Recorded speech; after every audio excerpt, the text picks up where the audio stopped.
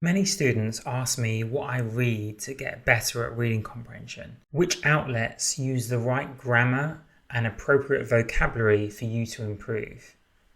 I thought I'd answer all of those questions and at the same time show you what I read to get a balanced media diet. Not an echo chamber like you might get on social media, but a balanced diet between centre-left sources and centre-right sources, progressive sources, business angles, scientific angles, and essays and more. So I can honestly recommend all of these sources, not just to improve your English, and your English will improve if you read these regularly, but also just to understand the world better. Obvious tip for my vocab students is when you're reading any of these outlets and you see a word you don't understand, you've got to get into a good habit of looking up the word in the dictionary and trying to find a mnemonic to remember the definition. That's how my vocabulary still improves 10 years or more after I left university. Good enough anyway to get a 340 on the GRE and a 780 on the GMAT.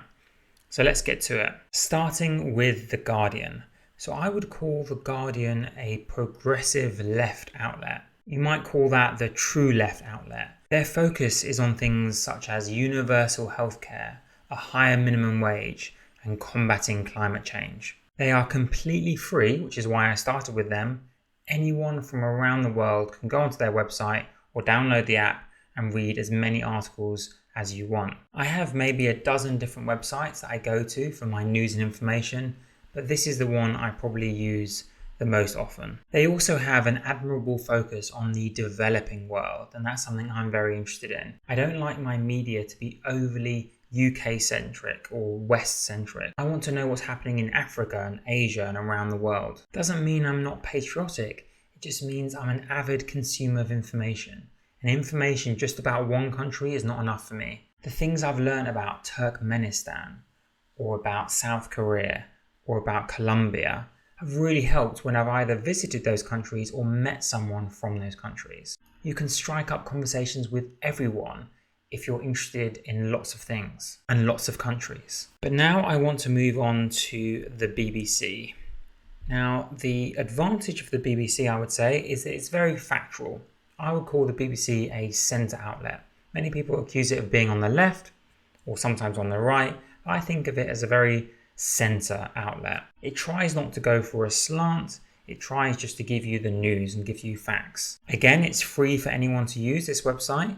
As you can see from the top, it covers world politics, business, tech, science, health, etc. You'll notice when you're comparing the BBC and The Guardian, the BBC generally is more toned down. It's not pushing for a particular cause in that way. That's not a good thing or a bad thing, it's just something to take note of. Obviously, one slight issue with the BBC is it's very UK-centric, but it has lots and lots of stuff about other countries too. What about a more international website? That's where the New York Times comes in, and they are very international. Their focus is of course mainly on America, particularly New York, which is great if you're interested in American politics or America more generally, but they also have stories about things occurring around the world. They also have amazing investigative journalists. That's people who try to get the scoops behind the scenes. They're not nearly as left-wing as The Guardian, and I would say they're somewhere around the centre. They have some centre-left columnists and some centre-right ones, but overall the effect is mixed depending on what day you go there. Of course, many people accuse them of being a left-wing outlet, but I haven't really found that. Maybe on social issues, there's a left-wing bias if you want, or a progressive bias, but more generally speaking, you're going to get a mix of several different perspectives. Arguably as well, the writing is slightly more advanced than that of the BBC or of The Guardian, so that's a nice challenge for those looking to improve their English. One slight issue with the New York Times is they limit the number of articles you can read. It used to be 10, I think it's now 5 that you can read for free every month, but that's still better than nothing. Moving now on to The Economist, which is mainly something that I read in print, and every year they do a World in 2019, a World in 2020, which I find a brilliant overview of the year and predictions for the next year. But you can also go to their website. I think if you register, you get 1 or 2 free articles, so you can't use it as much as the other sites. But what's good about The Economist? They're very business focused, and you could almost call them slightly centre-right. They take the mindset of Silicon Valley and entrepreneurs, financiers. That's not necessarily a bad thing though. You can't spend all your time focused on social and cultural issues. You want to know what it's like to start a business and grow a business. It's good to know about the world economy, finance and technology. And again, the writing style is very much like the New York Times or the Guardian. It's advanced, but it's still accessible. You can also buy the magazine weekly, and they sometimes do special reports like in-depth analyses of particular issues, usually around 15-16 pages, and that's great for getting a much better understanding of a particular issue. You can see what's coming up and pick the issue that you want to buy if you want, but the special reports are usually very, very good. Yes, the focus is still mainly Western, focusing slightly disproportionately on Britain and America, but they have a great European focus too, and they're bringing China more into it and the world more generally. Of course, all of these sources contrast with social media, which are generally focused on not just a particular country, but a particular social group. You're only hearing from one perspective, and I'll talk about that a bit more at the end. Next is Longform here, and this is one you probably haven't heard of. What do I like about Longform? Longform is an aggregating website, which means they bring in essays and articles from around the internet. They curate them, which means they pick the best ones for you to read. And these could be on any topics: social issues, financial issues, corruption, you name it. They also list, as you can see around here, how long it would take to read the articles or essays. And often they're much longer than the articles you'll get in the New York Times or The Economist. For example, an hour here, 20 minutes, 30 minutes, or this one, 20 minutes. So they're deeper dives, deeper analyses. Of course, it's great to read articles and little snippets, but you also sometimes want to read something that's going to fundamentally change your understanding of a particular issue, not just confirm what you already know. This is another contrast with social media. If you read one tweet or one Facebook post, you're just going to react to it in the way you always react to that kind of content. It's unlikely to fundamentally change your perspective. But if you spend 30 minutes reading about gun culture or universal healthcare, opioids, overseas aid, gerrymandering or nationalism, you're much more likely to walk away with a changed perspective on the issue, a more informed perspective. Of course, here the English is going to be even more advanced. If you want to push your English to the next level, read longer form essays and of course sometimes books. The books I read are maybe for another video.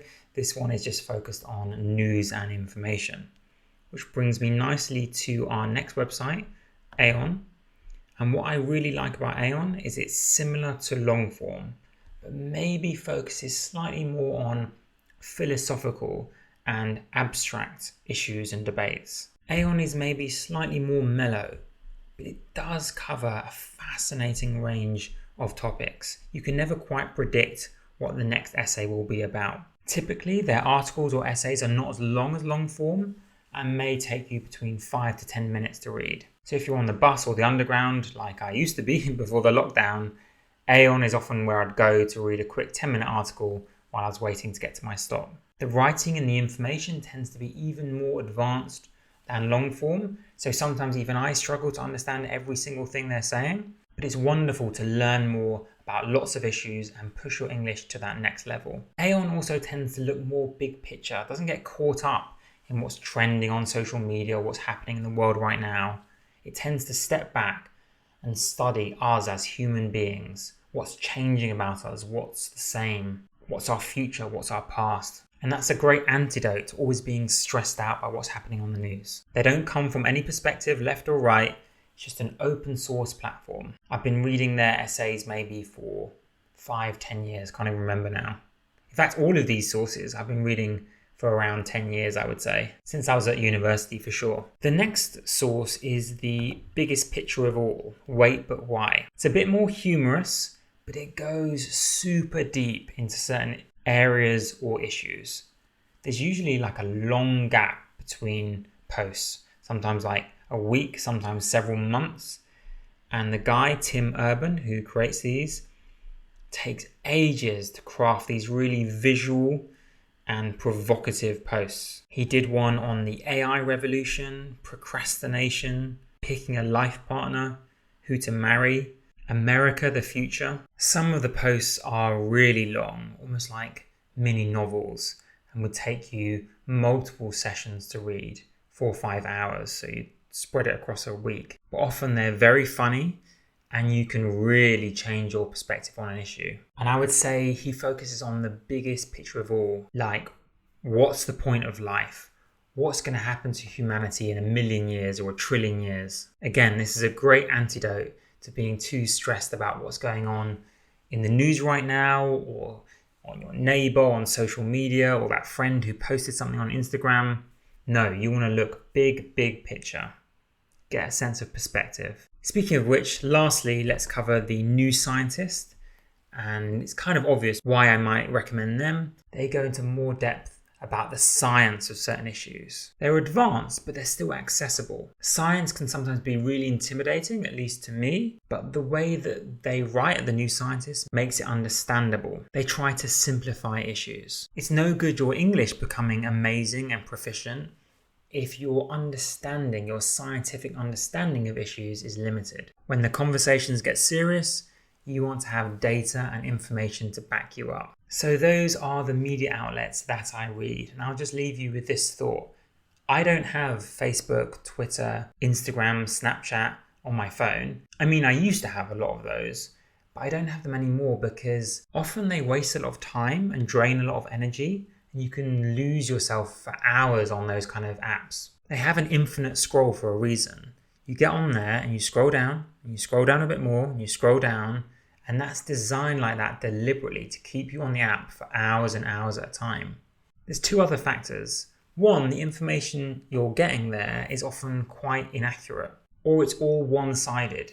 You follow all the same type of people on Twitter, and then you're always getting the same things in your feed, always from the same perspective.